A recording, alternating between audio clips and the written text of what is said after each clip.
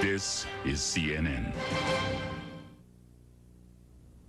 Hello, I'm Sonya Friedman. As the standoff continues in Waco, Texas, with David Koresh and members of his cult, federal agents appear to be preparing for a long siege, one that they hope will end without further violence and bloodshed. David Koresh faces a very uncertain future, and his relatives believe that he will not survive a confrontation with federal agents.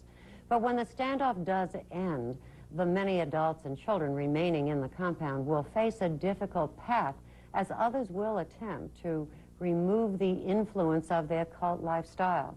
Dr. David Halperin is a psychiatrist in New York who works with former cult members, and he joins us along with Stephen Hassan, a former member of the Unification Church, often referred to as the Moonies. He is the author of Combating Cult Mind Control. Gentlemen, welcome to both of you.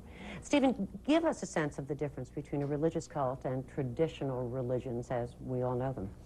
Well, the concern that I have, Sonya, is with groups that are authoritarian pyramid regimes with someone at the top who claims absolute power and absolute control, and that uses deception and mind control techniques to keep members dependent and obedient.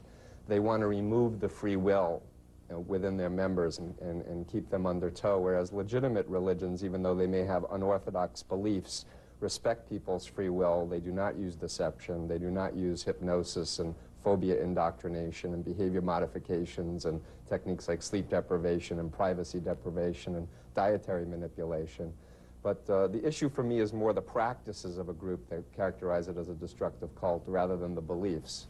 And the point is, for me, that many intelligent people are caught at a vulnerable point in their life and are split through a step-by-step. Well, that's part of what's so interesting. If I may, I want to go to the doctor and ask, here we are in a society that seems to really move away from authoritarian control. After all, part of being a youth is the rebellion that says, I want to do it my way.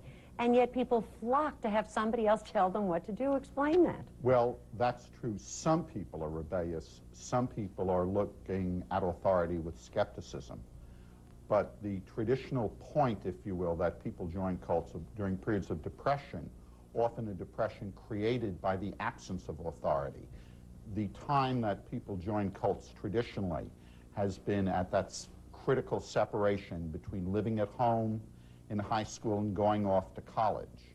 That at that point people feel lost, they feel depressed, they feel without the support of their parents, parents whom they may have criticized throughout their high school for having been authoritarian and controlling.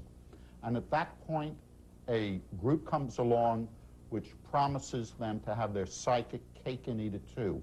On the one hand, you can rebel and do your own thing, join a new religion, separate yourself from your family, and yet because the group itself is so authoritarian and so controlling, it provides superficially the support that they had when they were younger. Stephen, it's fascinating to me that we saw two women who left this cult, 172, 177, hardly teenagers, as much as we push forth adolescence in this society to older ages. On the other hand, I'm curious to know, since it seems to be across ages, if there are any religions the background of which make youngsters more vulnerable. Have you noted that? No, I really haven't. Come from all places, all socioeconomic people groups? Who have no religious background or very strong religious background, although it will determine somewhat what type of destructive mind control cult a person is recruited into. If someone is very Jewish-oriented, they will not go into a Bible cult, but they might go into a large group training cult or get into a commercial cult, or get involved with a psychotherapist, spiritual healer cult. And so that does play into it. But I have to say that the vast number of clients, people who contact me about cult mind control problems, are baby boomers, 30s, 40s. Really? Not 16 to 21-year-olds. Let's see if we can get to that in just a moment. If the person who goes into the cult, doctor, has cultitis, what does the leader of the cult have? Well, they are a very varied variety of people. The one thing they all have is grandiosity, that they feel that they have an inside track on religion. But do they really know, I mean, are they major manipulators here, master manipulators? Do they really believe that they are the Christ? Do they have a sense that they're exploiting people? I think that some of them do.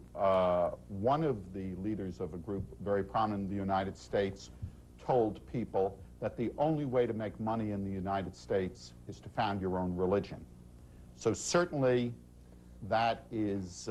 Stephen disagrees with you on that, clearly. Well, my experience, Sonya, is the vast number of cult leaders were cult followers years earlier, not unlike most sexual perpetrators were victims of child sexual abuse. And my experience is the vast number of cult leaders really believe, as a result of their own mind control experience, and they're deluded, and that makes them that much more dangerous. You cannot count on them to think logically and rationally. I think there's room for both answers over there. Let's go to Suzanne in New York. Suzanne, welcome. Hi. Yes. I was wondering what you can do for a family member if you believe that they are in a cult, and also how you can really know if it is a cult or not. That is a great question. Let's talk a little bit about what it's called deprogramming. And let me add on to the question from Suzanne. I'm a little skeptical about this whole idea of deprogramming, and I'd like you to speak to that. I mean, why do you have to have specific training in this? Isn't it something that any generalist therapist could do? Well, I think that there are many types of addictive behavior, and cult affiliation in many ways forms a pattern of addictive behavior, where people require specialized knowledge because the groups are so varied, the pressures that have brought people into groups are so varied, working with the impact of the group, and above all, working with the family members. The one thing you have to take into account that family members, particularly parents, whose children have joined a group, often feel terribly ashamed of this process.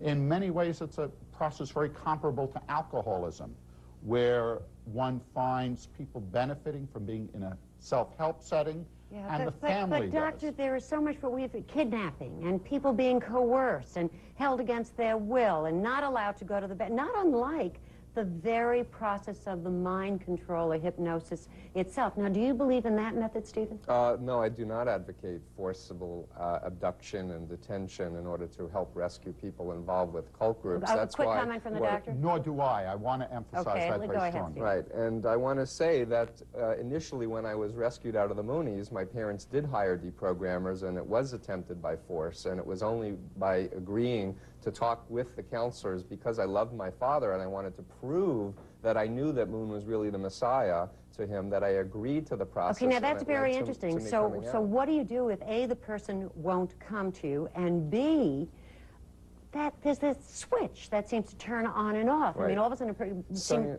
they seemingly are fine, and then there's this glaze, and people just follow the leader. There is a dissociative problem here. It is recognized by the American Psychiatric Association as victims of cults and brainwashing. It's known as atypical dissociative disorder, not otherwise specified. And essentially, what I do is I work with family members and friends and teach them about cults and mind control and help to train them on how to communicate with people in cults in order to access their real self and to organize their own critical faculties. I think in many cases, if the family has been worked with so that they don't get into a violent, hostile, judgmental confrontation. That's probably hard to do, too. It is, and that's why they need to be worked with beforehand. Right. But they are then able to speak to the person in the cult and suggest that why don't we try some type of mediation or some type of contact with someone who is knowledgeable both about Very cults. quickly, would I be accurate in This is CNN.